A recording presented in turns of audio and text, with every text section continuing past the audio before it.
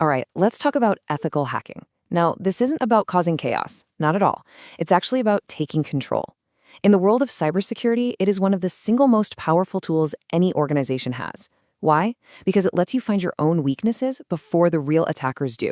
So let's dive in. This quote really hits the nail on the head, doesn't it?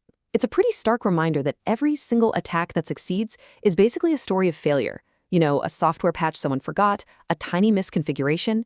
Ethical hacking is all about finding those stories before they get written by someone else, and then slamming the door shut for good. So first up, let's get into the why of it all. When we hear the word hacking, our minds usually jump to something destructive, right? But this is the complete opposite. This is a mission to build security up, not tear it down. I think the best way to think about it is like this.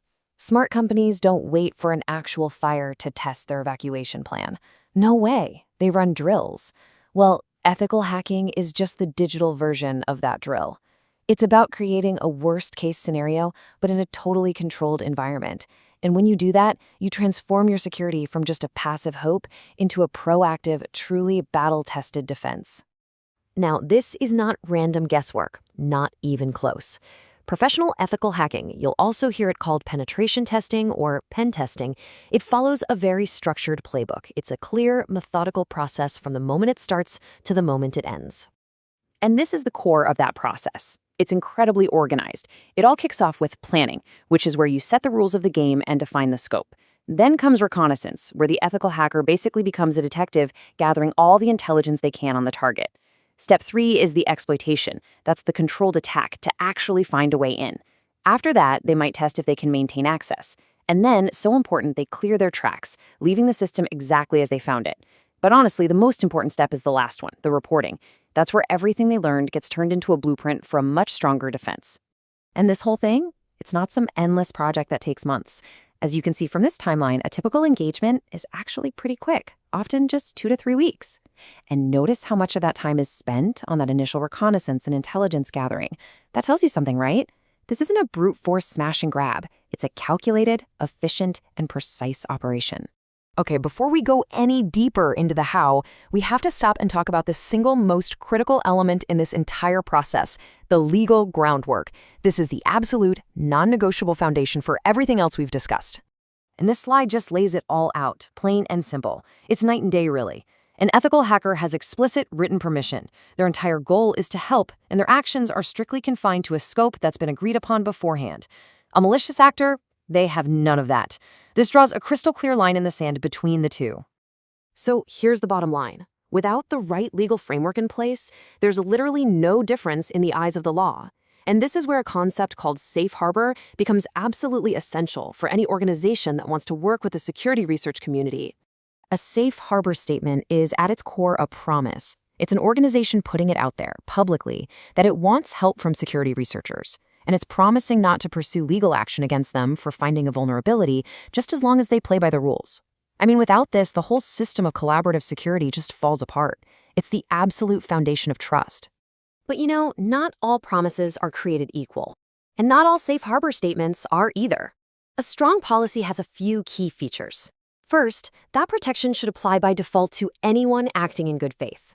Second, the company can't be the sole judge and jury of what good faith actually means. And third, and this is huge, that protection can never, ever be taken away after the fact.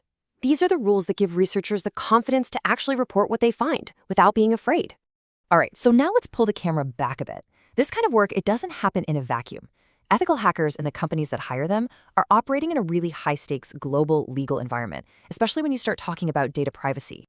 Think about it. If a company has a global footprint, testing its systems means you have to navigate this complex maze of different international laws. What's totally fine and permissible in one country could be flat out illegal in another.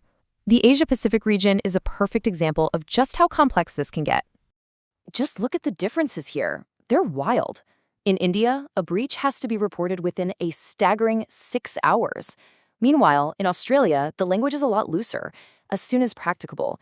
And the penalties? They're all over the map. From millions of dollars in fines to a percentage of a company's entire revenue in China.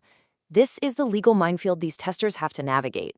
Let's just focus on that one number for a second, 5%. For a major corporation, that could easily mean penalties in the hundreds of millions or even billions of dollars. Let that sink in. This single figure makes the financial risk of getting data privacy wrong incredibly real. So this brings us to the final, and you could argue the most important phase of the entire playbook. Because after all the planning, all the testing, and all the legal navigation, the mission is only a success if the findings are actually turned into action. The report is everything. It can't just be some long list of technical jargon. A great report tells a story that communicates risk clearly. It has to be just as useful for a CEO as it is for a developer, guiding them on exactly what to fix and, more importantly, why it matters. So what does a professional report actually look like?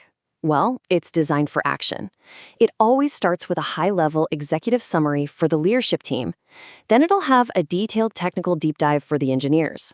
Crucially, it provides specific, prioritized steps for fixing every issue. And it even offers strategic advice for strengthening security in the long run. It's the thing that bridges the gap between a technical finding and a real business solution. So we'll leave you with this question. Ethical hacking is really the difference between hoping your defenses will hold up and knowing exactly where they'll break. It's the fire drill for your digital house. So, what do you think it would reveal about yours?